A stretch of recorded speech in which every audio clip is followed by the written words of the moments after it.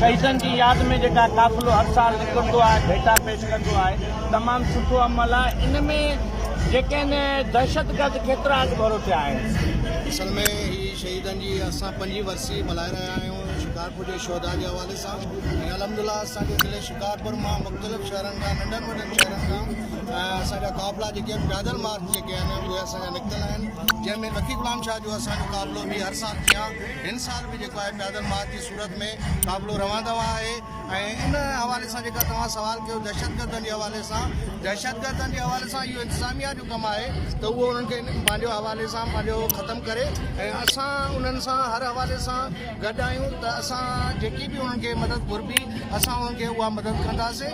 ऐं इन हवाले सां असां इंतिज़ामिया जा बि शुक्रगुज़ार आहियूं जेका असांखे हिन महिल बि असांखे कवरेज ॾिए। महिरबानी।